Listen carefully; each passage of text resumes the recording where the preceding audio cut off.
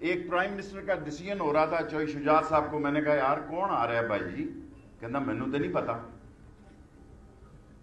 میں نے کہا اچھا دیکھی جائے گی۔ میں نے کان لگایا کون ہوگا پرائم منسٹر، تو مجھے سرتاج عزیز فون کرتے دکھائی دیے۔ انہوں نے کہا آپ کی کمر کا سائز تو میرے جیسا ہی ہے نا جو میرا سائز تھا کمر کا، وہ ایچکن بنوانی ہے آپ کی۔ میں کہا یہ لڑکیوں کی سائز کی کس کی کمر ہے؟ میں ساری طرف دیکھتا رہا، غور میں پڑ گیا کہ یہ چھوٹی کمر کا کون سا پرائم منسٹر۔ میں نے کہا کوئی لیڈیز تو نہیں ہے؟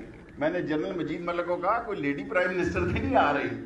انہوں نے کہا نہیں معین قریشی آ رہا ہے۔ اور وہ بیروت کے ہوٹل میں بیٹھا کافی پی رہا تھا نظامی صاحب، وہ لیگون کے اوپر بیٹھا اور ڈاکٹر صاحب کافی پی رہا تھا، اور اس سے ہم کہہ رہے ہیں جناب ہم آپ کے منتظر ہیں، اور اس کا آخری واقعہ سنا کے میں جاؤں گا۔ ایک چوئی صاحب میرے ڈی ایس پی تھے، وہ تابع دار ویسے تو پولیس والے نہیں ہوتے، اس نے مجھے کہا شیخ صاحب پھنس گیا۔ میں کیا ہوا ہے؟ اس کے معین قریشی نے اپنے پیو دی قبر سے جانا ہے، اس دی قبر نہیں مل رہی میانی صاحب۔ سو میں کہ یہ کون سا بڑا مسئلہ ہے، کسی قبر کو رات بناؤ کالی۔ اس نے میں کہا خورشید قصوری کو دی ڈیٹ آف ڈیتھ پتا ہوئے گی اس کو۔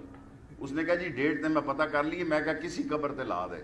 اس نے کسی قبر پہ کتبہ شتبہ لگا کے سارے آپ ٹی وی والوں نے دکھا دیا اپنے والد مرحوم کی قبر پہ وہ دعا کر۔ سو پاکستان کی کیا بات کرتے ہیں، یہ شوکت عزیز ٹائپ کی سیاست ہے۔ ہم سارے اقتدار کے بھوکے لوگ ہیں۔ جب میں گجرات جیل گیا میں نے کہا میں بے گناہ ہوں، میں نے بندہ نہیں مارا۔ گجراتی نے مجھے کہا یہ نہ کیا کرو بستی ہوندی ہے۔ خدا کی قسم ناجی صاحب کہ انہیں گبرو سونے جوان ہو تسی گجرات دی دھرتی انہوں کو بندہ مارے گا ماریا۔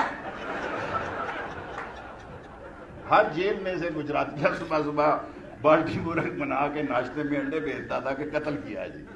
سو آپ دیے بیٹھے ہیں جناب، رضیہ بٹ کا ناول کھول کے بیٹھے ہوئے ہیں آپ لوگ۔